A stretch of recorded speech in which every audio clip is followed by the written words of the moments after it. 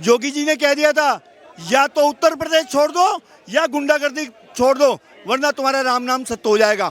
हम किसी धर्म की बात नहीं करते हैं, आप हिंदू या मुसलमान की बात मत कीजिए। क्रिमिनल का कोई धर्म नहीं होता, ना हिंदू है ना मुस्लिम है। क्रिमिनल एक, देखिए सुनिए, आप बीच में मत टोकिए प्लीज। आपको इंसानियत के नाते ये सोचना चाहिए कि अगर मेरा बेटा या मेरा भाई भी अगर क्रिमिनल है उसको सजा मिलनी चाहिए। भाई साहब की बात का मैं समर्थन करता हूँ, एक मिनट, भाई साहब की बात का समर्थन करता हूँ कि क्रिमिनल का कोई धर्म नहीं होता, फिर उसके मरने के बाद फातिया क्यों पढ़ा जाता है अगर धर्म नहीं होता? मैं पूछना चाहता हूँ। सुनिए, अरे चुप रहिए, ये लोग अपने परिवार की राजनीति करते हैं। सुनिए, समाजवादी पार्टी भी अपने परिवार की राजनीति किया, कांग्रेस ने भी अपनी परिवार का राजनीति किया। मोदी और योगी इनका कोई खाने वाला नहीं, न बेटी है न बेटा है। ये अगर 20 साल पहले आते तो हमारा देश बहुत आगे जाता। मोदी जिंदाबाद, योगी जिंदाबाद। लगातार प्रयागराज की हम बात करें, उत्तर प्रदेश प्रयागराज लगातार चर्चा में बना हुआ है। अतीक अहमद को लेकर जिस तरह से योगी सरकार ने शिकंजा कसा है, आज एक एनकाउंटर हुआ, दो एनकाउंटर हो चुके हैं, लेकिन सवाल खड़े हो रहे हैं उन पे कि ये फर्जी एनकाउंटर हैं, बिल्डोजर बिना सोचे समझे चलाया जा रहा है। बिल्डोजर चलाना क्या ठीक? देखिए मेरी बात सुनिए, आज से पहले मैं दिलशाद गार्डन रहता हूँ और मैं हरिद्वार जाता था गाड़ी लेकर के, और मेरा लक्ष्य रहता था कि मैं दिन में यूपी पार कर लूँ। अब जब भी दिल करता है हम गाड़ी स्टार्ट करते हैं, हम हरिद्वार पहुँच जाते हैं, क्योंकि खौफ नहीं है। जोगी जी ने कह दिया था या तो उत्तर प्रदेश छोड़ दो या गुंडागर्दी छोड़ दो, वरना तुम्हारा राम नाम सत्य हो जाएगा। और मेरी बात सुन लीजिए, ये जो समाजवादी पार्टी और बहुजन समाज पार्टी के गुंडे थे और ये जो मायावती के गुंडे थे, इन्होंने सबने आतंक मचा रखा था। आज ये वही लोग हैं, अतीक अहमद वही है। अगर आप देख लीजिए इन पे मुकदमे, इनको लाने वाला कौन, इनको पालने वाला कौन? जिसी की भी प्रॉपर्टी नजर आती थी उसकी हड़प कर लेते थे। आज इनकी प्रॉपर्टी जा रही है और आज एनकाउंटर हो रहा है, तो आज कांग्रेस के भी पेट में दर्द हो रहा है और समाजवादी पार्टी के भी पेट में दर्द हो रहा है। मायावती तो गायब है।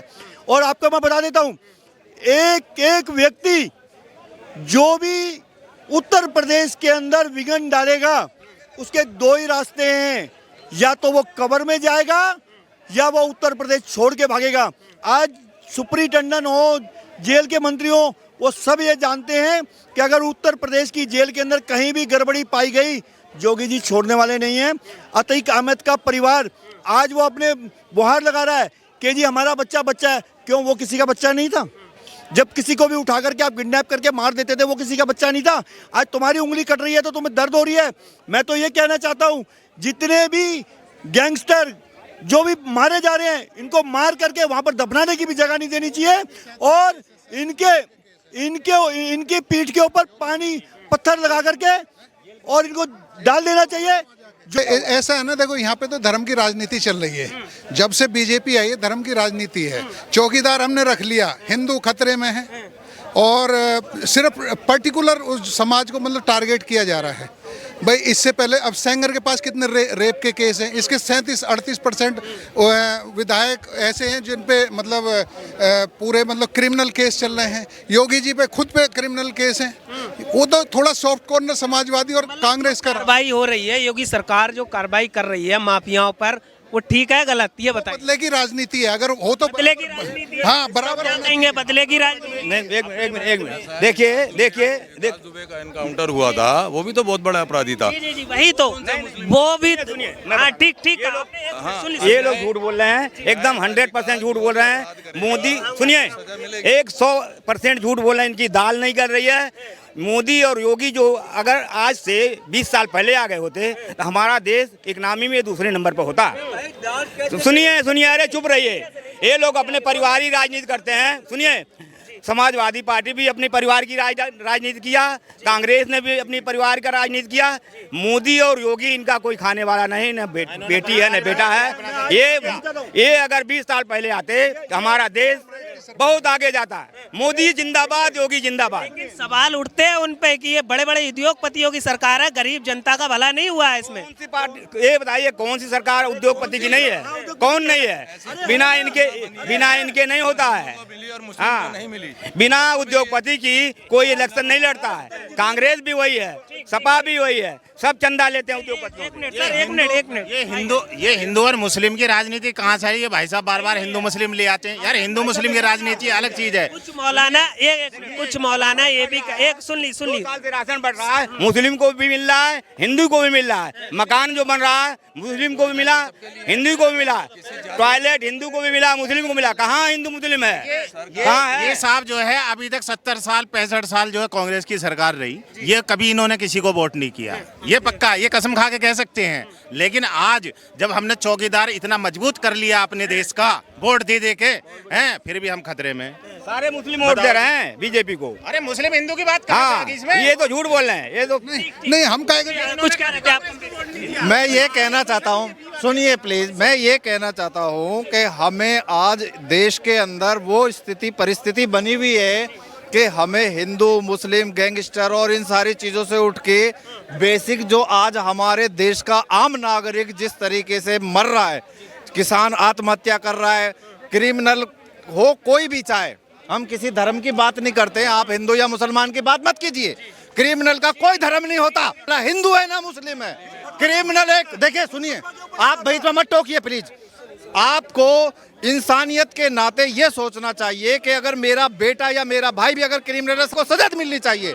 लेकिन हमें इन बुनियादी चीज़ों को मद्देनजर रखना चाहिए। आज हमारे देश की जो स्थिति है, हमारे देश की जो आज महंगाई कहाँ पहुँच गई, सिलेंडर अभी इतने पैसे 50 रुपये एक साथ बढ़ा दिए। होली का गिफ्ट मिल गया मेरे को होली मनानी थी ना, 50 रुपये मेरे को गैस सिलेंडर पे बढ़ा दिए, 350 कमर्शियल पे बढ़ा दिए। आप ये देखिए कि एक आम आदमी, आपने गैस सिलेंडर के कनेक्शन दिए, गैस का चूल्हा दिया, आपने अग्नि योजना बनाई, ये योजना बनाई, सारी चीजें बनाई।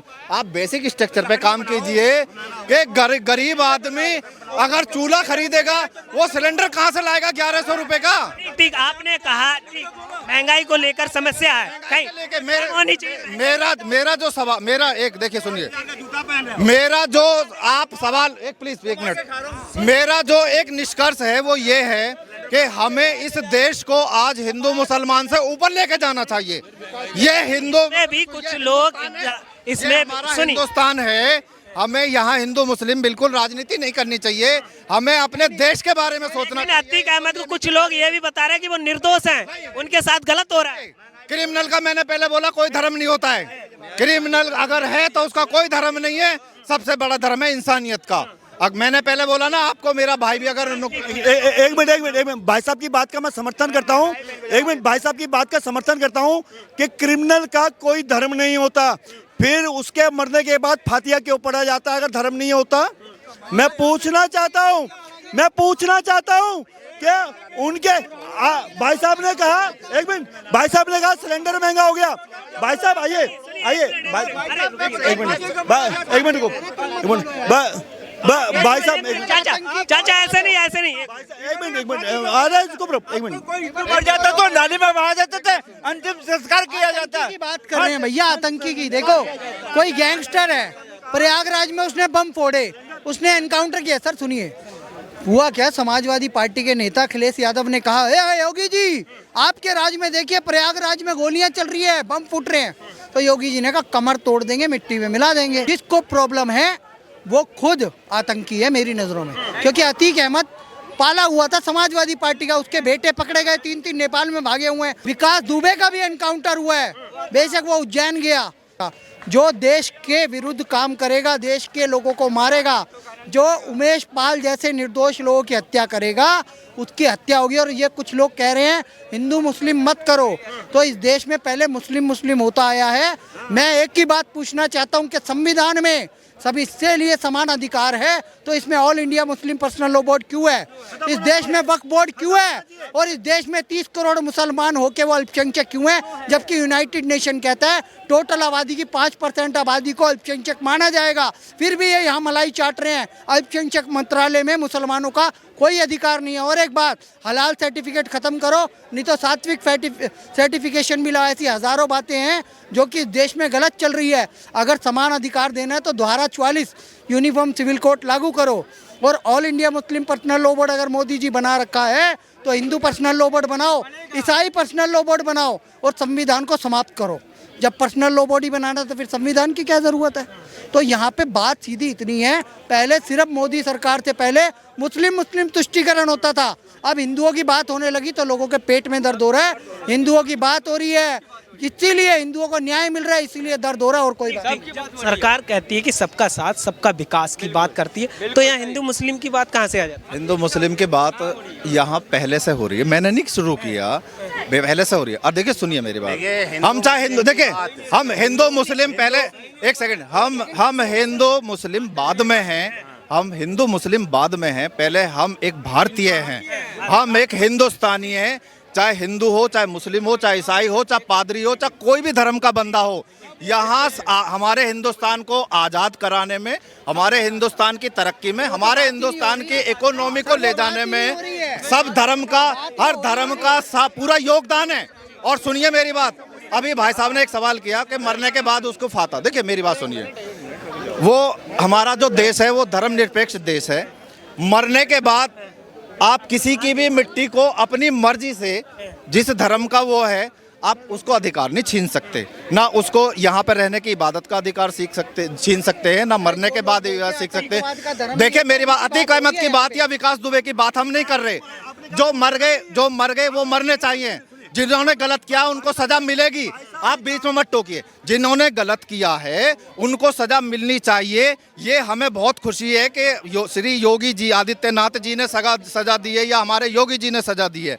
सजा मिलनी चाहिए। हमारे देश से करप्शन बिल्कुल खत्म होना चाहिए, करप्शन मुक्त देश होगा हमारा जो जमीनी स्तर का, जो निचले स्तर का एक गरीब मजदूर जो मजदूरी में अपनी मजबूरी में जिंदगी जी रहा है, आप भी एक ऑटो ड्राइवर हैं मेरे दोस्त, कि जो मजदूरी में जी रहा है उसके बारे में भी मेरे को सोचना प्रॉब्लम है।